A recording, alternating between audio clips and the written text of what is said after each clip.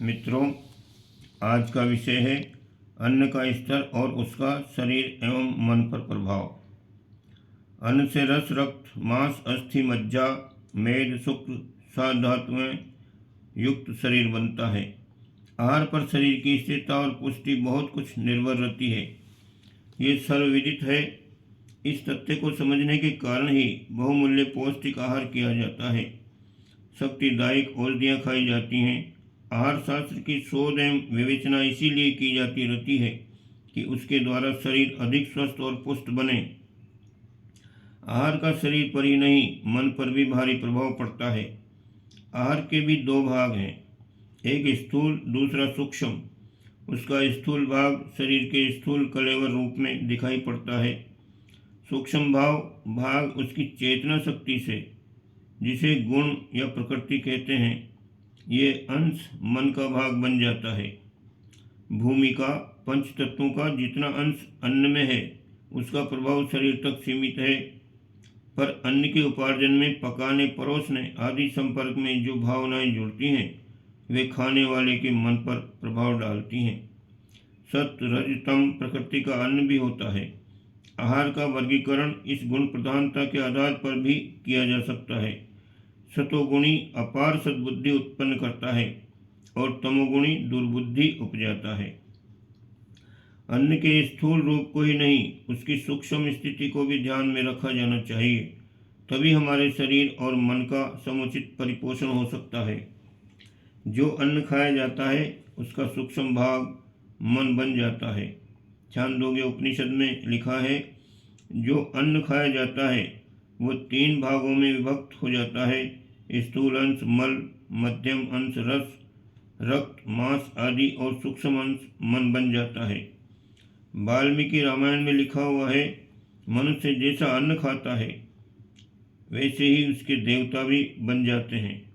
ब्रह्मोपनिषद में आहार के बारे में लिखा है, आहार पवित्र होने से अंतःकरण पवित्र होता है। अंतःकरण की शुद्धि से विवेक बुद्धि प्रखर होती है। उस विवेक से अज्ञान जन्य निबिड़ बंधन खुल जाते हैं। इस प्रकार से तैत्तिरीय उपनिषद में भी लिखा हुआ है, अन्न की अवज्ञा न करें, वह व्रत है। ब्रह्मोपनिषद में भी इस बात को लिखा गया है कि आहार में अभक्ष्य त्याग कर देने की चित्त शुद्ध हो जाता है। आहार की शुद्धि से चित्त की शुद्धि स्वयं हो जाती है। जब चित्त शुद्ध हो जाता है तो क्रम से ज्ञान होता जाता है और अज्ञान की ग्रंथियाँ नष्ट हो जाती हैं। अन्न साधना अध्यात्म साधना का महत्वपूर्ण अंग है।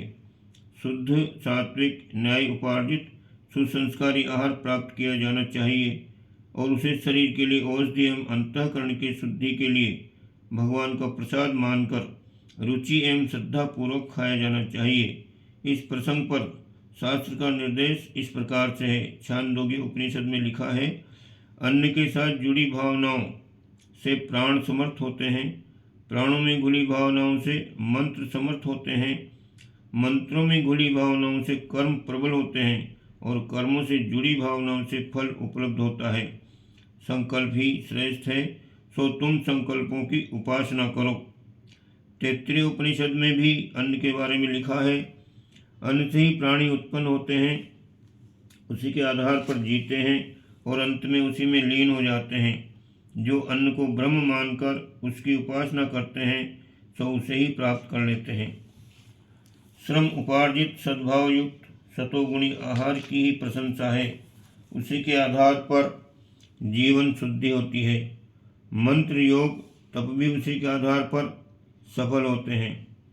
कुसंस्कारी कुधान्य खाने वालों का न कभी चित्त एकाग्र होता है, न उनके जप तप में सफलता मिलती है। इस प्रकार से और आगे लिखा हुआ है, पराया अन्न खाने से जीभ की शक्ति नष्ट हो गई, दान दक्षिणा लेते रहने से हाथों की शक्ति चली गई, पर नारी की ओर मन डुलाने से मन नष्ट हो गया। हे पार्वती, इन ब्राह्मणों को सिद्धि कैसे मिले? साधना में सफलता प्राप्त करने के इच्छुकों को परमान से कुधान्य से तो बचना ही चाहिए, साथ ही ये प्रयत्न भी करना चाहिए कि उनका सब उपार्जन पुण्य परमार्थ में लोक मंगल में लगता रहे। अथर्ववेद में लिखा है, जिनका अन्न दूसरे खाते हैं वही पुण्यात्मा है। अन्न के स्थूल सूक्ष्म स्वरूप पर गंभीरतापूर्वक विचार एवं विनियोग करके ही शरीर और मन को स्वस्थ रख सकना संभव हो सकता है। मनुस्मृति में लिखा है, भोजन की पूजा प्रार्थना करें, उसकी निंदा न करें। भोजन सामने आया देखकर प्रसन्नता अनुभव करें। पूजित अन्न बल और तेज प्रदान करता है। अपूजित अन्न स्वयं भी नष्ट होता है और खाने वाले का भी अहित करता है। झूठन नहीं खानी चाहिए। जो पदार्थ दीर्घ जीवन आरोग्य स्वर्ग देने वाला न हो, पेट पालक ही हो, उसे त्याग दें। जो पाप की कमाई का हो उसे भी छोड़ दें। ईशावास्य उपनिषद में भी कहा गया है, अखिल विश्व में जड़ चेतन स्वरूप जो कुछ भी है वो सर्वव्यापक ईश्वर से परिपूर्ण है। इस संसार में जो कुछ भोग है उसे समर्पित कर भोगो, लालच न करो, ये धन तुम्हारा नहीं है। मनुष्य में एक बहुत बड़ी कमजोरी है कि उसे प्राप्ति का अभिमान हो जाता है। ये घर मैंने बनाया है, ये खेत मेरे हैं, इतना धन मैंने कमाया है, मैं इस संपत्ति का स्वामी हूँ, जो चाहे करूँ, जैसा चाहूँ बरतूँ, इसे अहंकार कहते हैं। अहंकार करने वाले का विवेक मारा जाता है और वो बुद्धि भ्रष्ट होकर नष्ट हो जाता है। अभिमानी व्यक्ति की भावनाएं बड़ी संकीर्ण होती हैं। दूर तक सोचने की उसमें क्षमता न होने से वह अज्ञानियों के जैसा काम करता है और दुख भोगता है। इसलिए उसके लिए ये मंगलमय विश्व भी दुख रूप हो जाता है। वह क्लेश में जीता और क्लेश में ही मर जाता है। आप प्रतिदिन भोजन करने बैठते हैं, उस समय स्वाद की भड़क और भूख की जल्दी में आप ये नहीं सोचा करते कि यह आहार किसने प्रदान किया है। कदाचित आपसे कोई ये प्रश्न पूछे तो आप कहेंगे, ये अन्न मैंने पैदा किया है, मेरी धर्म पत्नी ने बनाया, बस ये सब मेरा है, इसमें किसी का राय रत्ती भर अधिकार नहीं है। जैसे चाहूँगा वैसे भोगूंगा। आपका इस प्रकार सोचना मिथ्या है। माना आपने श्रम किया तो उसके बदले आप ही तो उसे भोगने जा रहे हैं। आपकी धर्म पत्नी ने बनाया है, इसलिए तो आपकी इच्छा अनुसार बना है।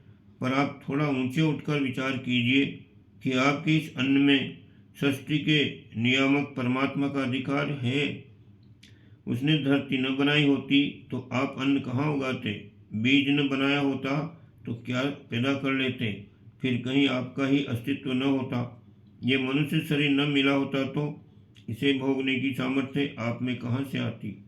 आपको भोग के साधन प्रदान किए गए हैं तो उस दाता के प्रति आपको कृतज्ञ भी तो होना चाहिए।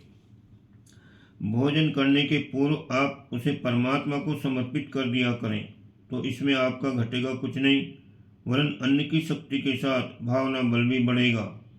आपको शक्ति और ओज प्रदान करने में इस प्रकार की भावना की महत्ता अद्वितीय है।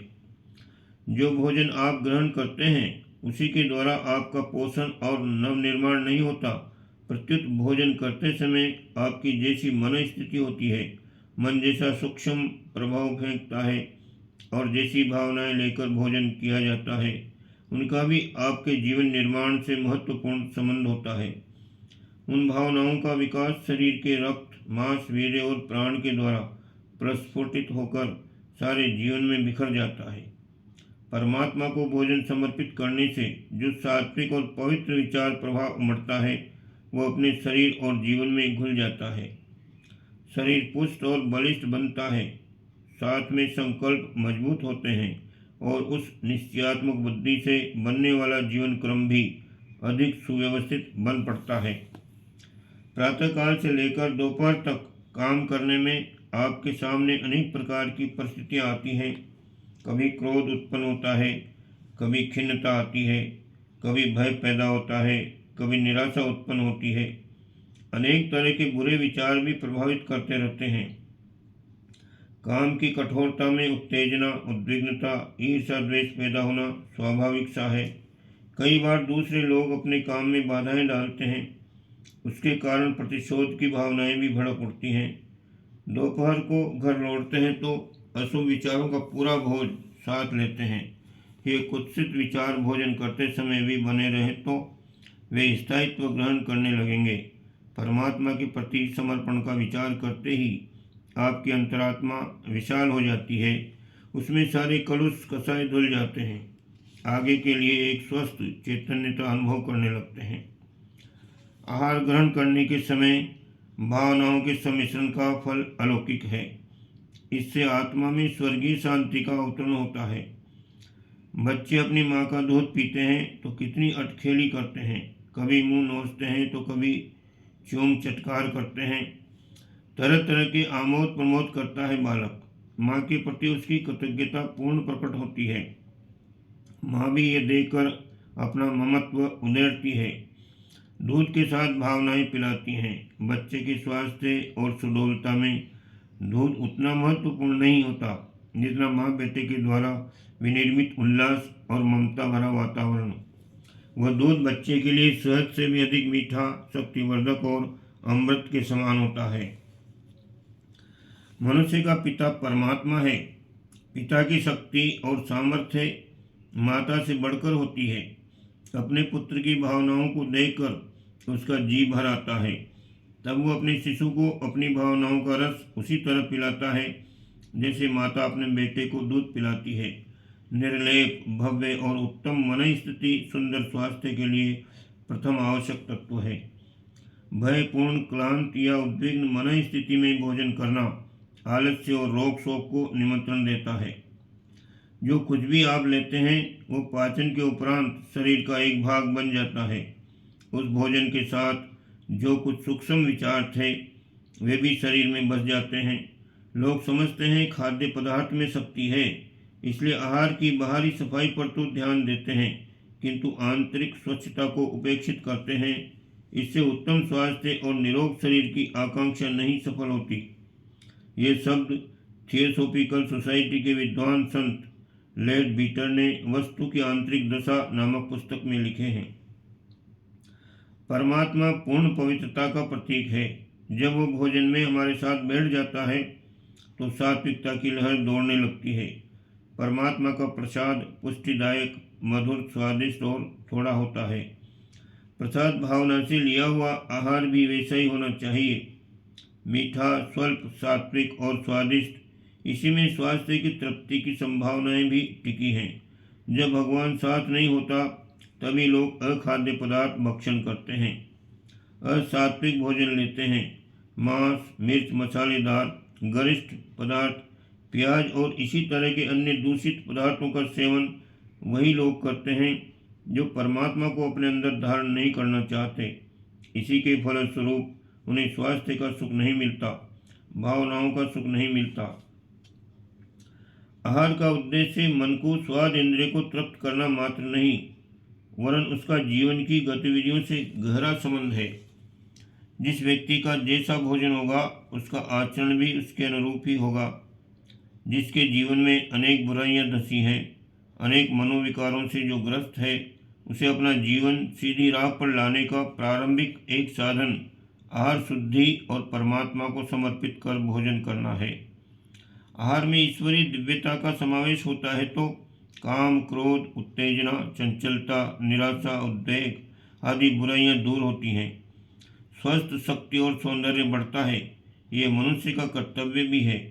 जिस परमात्मा ने हमें ये अलौकिक भोग इस धरती में दिया है उसके प्रति समर्पण का भाव न रखें तो ये मनुष्य की दृष्टता होगी। उसे जो मिलता है, मिला है, वो परमात्मा की कृपावश ही मिला है। उनकी इस कृपा के प्रति कृतज्ञ होना हमारा प्रमुख कर्तव्य होना चाहिए। ओम शांति।